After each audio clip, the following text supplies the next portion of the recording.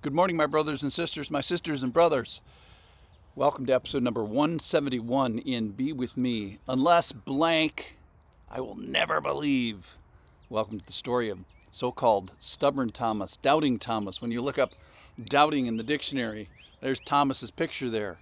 So perhaps you've heard that phrase, being a doubting Thomas. He defines the phrase. But let's see what really happens.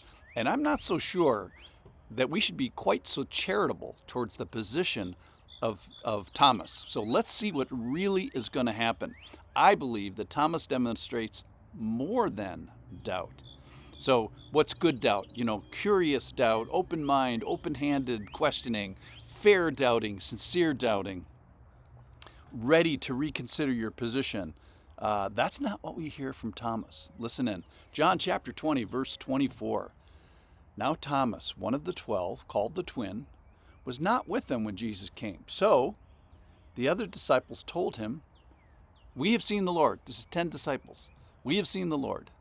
But he said to them, "Unless I see his hands and the mark of the nails, and place my finger into the marks of the nails, and place my hand into his side, I will never believe." It's amazing what he says. So this goes on. Verse 26, 8 days later, his disciples were inside again. They had gone back to Galilee, 60 miles as the crow flies, 80 miles walk, and Thomas was with them.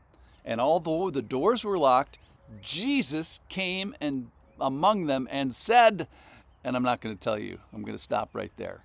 Because Jesus, at that moment in time, because of what Thomas says, has every right to nail him and kick him out of the disciple club. Jesus has already gone to the nth degree to help him. And quite frankly, as I was studying this, as I got mad at Thomas and worried about me and worried about you. So let's look at him carefully and let me tell you what makes me mad about him. All right, so Thomas has been exposed to accountable knowledge for years. He's one of the 12. He knew a lot. He experienced a lot. He saw 100% of the miracles as far as we know. And we're sitting here saying, "Jesus, if I could just be with you for 5 minutes, it would change everything."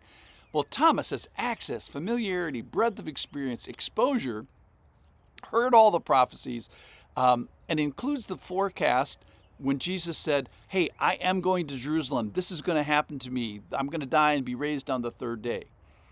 Reminds me of the passage in Luke 12 is that from everyone to whom much was given, of him much will be required.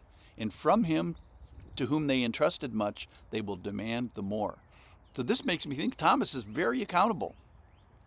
He, I think, could be held to a stricter judgment for the disciples and teachers and those who have had greater access to truth. So he has accountable knowledge. Secondly, he has a nickname. It's the twin. He's Thomas the twin. So he's well enough known to have a designation, at least of knowledge. And I think of a term. It's a term of endearment. It denotes intimacy when you call somebody not by their name, but by their nickname. So that's secondly. Thirdly, he exhibits or perhaps chooses non-fellowship. This is probably the weakest of the arguments that I have. So Jesus tells him to go to Galilee together, and I'm going to meet you there. Well, where was Thomas when Jesus made that first appearance? Was he out on a legitimate errand? Now, if I was running the show and I was sending somebody out into a dangerous Jewish and Roman milieu, let's say somebody had to go buy bread, I wouldn't have sent him alone. So I would think, so just one guy left rather than two or three. Was he just AWOL? That's my speculation here. So Jesus said that he was coming, and was he ready? Was he waiting? Was he anticipating? No. And does this locational foible indicate obedience or lone wolfism or something like that? Is he playing fast and loose with good spiritual habits? All right. Thirdly, he refuses the counsel of the many. So you got 10 disciples who have seen Jesus. You have Mary and probably 6 other women and 2 guys, one guy and maybe another guy on the walk to Emmaus, plus 4 guards who are not cooperating. But anyway, you have like 20 people who are telling Thomas the story for 8 days. And he refuses to listen to them all, not unless I stick my fingers in his hands. And that reminds me of Proverbs 24, in the abundance of counselors, there's victory. So generally, getting the counsel of many people, listening to the counsel of the church is a good idea. Then, possibly, he refuses the counsel of the few. So there's this demonstrated leadership, or at least Jesus choosing Peter, James, and John going to the Transfiguration. Perhaps they were kind of the first among equals in leadership, and he's not following good leadership then. And then this is the thing that really got me, is that he demonstrates it over 8 days. It was durable non-belief. So he was stuck in his position over time. He refused over time. His never believe position is durable never belief. And then I think maybe a bitterness or possibly a weariness. In John chapter 11, Jesus says, hey, we're going to go to Jerusalem and things are going to get ugly. And even people were trying to stone him even then. And in light of all of that, Thomas says to his fellow disciples, let us go that we may die with him. So Thomas was kind of like doing the right thing, and now he's doing the absolute wrong thing. So who does this sound like?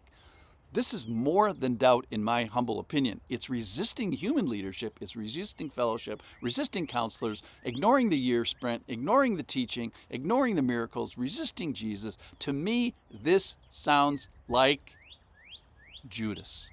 I think Thomas is a pre-Judas. It sounds like Thomas is like one micro step away from thinking and doing exactly what Judas did. So here are the red flags. Durable unbelief, resisting leadership, failing the protection of counselors, failing the fellowship of the body, forgetting the intimacy offered by Jesus, forgetting the common graces, and possibly risking the harsher judgment of increased access. So I'm going to leave it there, but you have to come back tomorrow and see how this works out. Why is this here? Of all the stories, in my opinion, Thomas does way more than doubt. And the big point, obviously, is don't be like this. Don't be like this for sure. But ultimately, what Jesus wants us to know is not going to be about Thomas. So hint, it's going to be about us ultimately.